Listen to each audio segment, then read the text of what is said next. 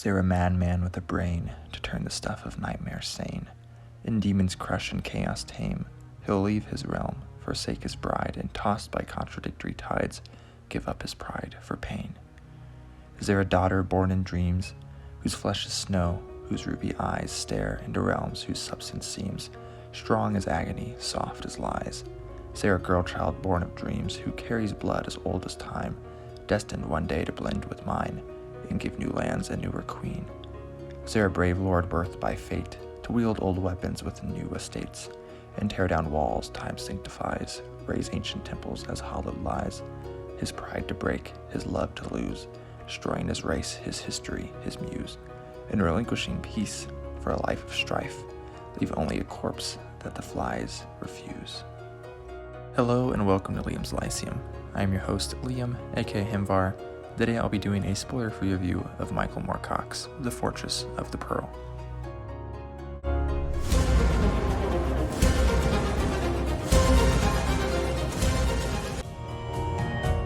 The Fortress of the Pearl is the second Elric novel in chronological order, and was originally published in 1989. This is, of course, being published way after most of the Elric novels.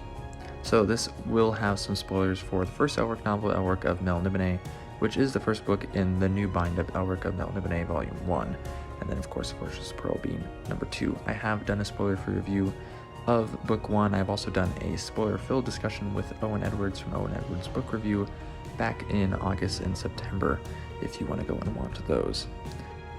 Now, so Elric has left the rule of Melniboné to journey and find his way through adventure. He now has the Black Sword Stormbringer, the darkly sentient soul drinker blade of chaos.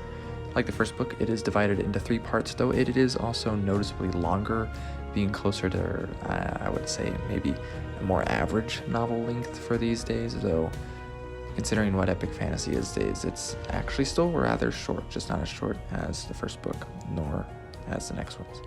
So Elric, actually at the beginning of the story, has traversed the great sighing desert and finds that he has run out of the medicine that keeps him alive.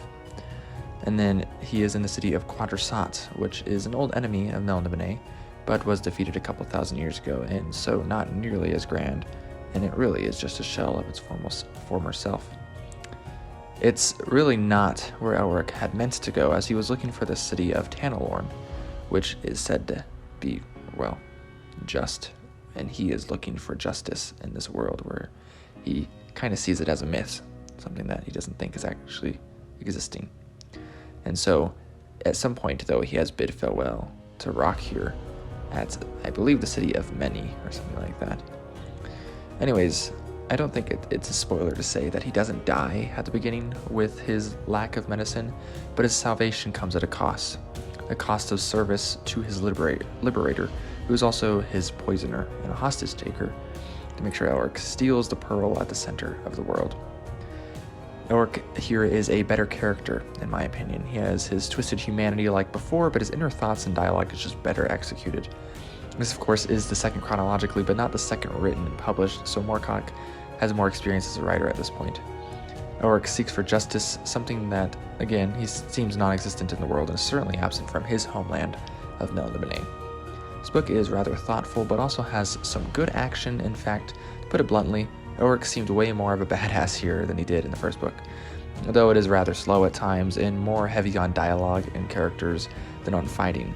In fact, we explore a lot of different themes here, particularly with dreams and other things, but so I think for people who are looking for the traditional sword and sorcery Elric, this probably isn't a favorite if I were to just guess, but I'm also not 100% sure. But again, this is Elric we're talking about, so it is technically one of the classics of sword and sorcery. And there is also a decent amount of strange magic present, and there is talk of law and chaos and balance, which of course was one thing I touched on in my first review, how it was an influence on Dungeons & Dragons. Again, it deals a lot with dreams and dream thieves and the land of dreams, and what is real, or desired, or common, or unwanted. This seems to be something Moorcock thinks on often, as of course the capital of Melniboné is known as the Dreaming City. Interestingly enough, London is actually mentioned in this book, which is probably a sneak peek of the Eternal Champion idea that Moorcock seemed to deal with, I would say, in the 90s as far as I'm aware, I know he has an omnibus called The Eternal Champion that has several authors' stories in there about Eternal Champion figures, even one of Gord the Rogue by Gary Gygax in there, if you have not read that story, for those who've read those. Anyways, we have a few new characters, of which Una plays a rather large role. She is a very headstrong woman that teaches Elric a lot, since she has quite a knowing head on her shoulders. Mostly she is a large aid for his internal struggles, and she is capable physically as well. The book is decent. In fact, actually, I quite enjoyed it, though nothing popped out to me as grand.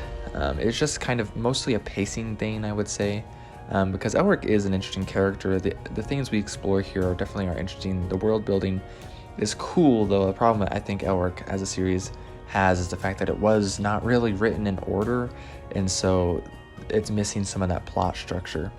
And honestly, it's very interesting to see Elric, as here vengeance really burns in his chest, and he is a servant of chaos, so his genocidal status that is often associated with him shows up here more than it did in the first book. And overall, I actually did enjoy this. I'm actually hoping to get to Sailor on the Seas of Fate soon, which is book 3 chronologically, though many people read it as book 2. So this one is extra. If you do not want to read this one, you really don't have to.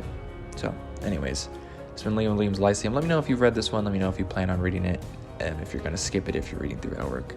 And anyways, I hope you all have a good day. Thanks for watching.